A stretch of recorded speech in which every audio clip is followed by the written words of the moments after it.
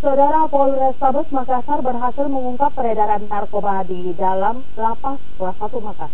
4 pengguna narkoba jenis sabu berhasil ditangkap yang merupakan warga binaan. Polisi berhasil menangkap keempat narapidana pengguna narkoba di lapas kelas 1 Makassar berkat penangkapan salah satu pengguna narkoba oleh petugas lapas.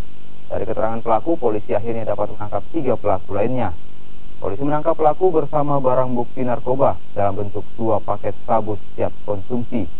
Namun keempat pelaku saling tuduh kepemilikan barang haram tersebut. Kini keempat pelaku masih menjalani pemeriksaan di Polrestabes Makassar.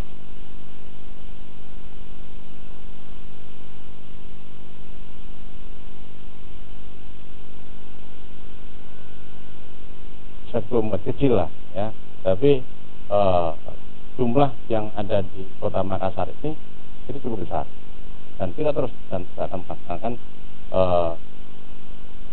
pencegahan maupun penindakan terhadap enggak, bukan dikendalikan dari dalam rutan, tidak ya. Jadi bukan dari lapas yang mengendalikan orang dari petugas dari sana, tidak ya. Jadi nah inilah yang akan kita dalam lagi, masuknya barang ini itu dikembangkan, akan ya.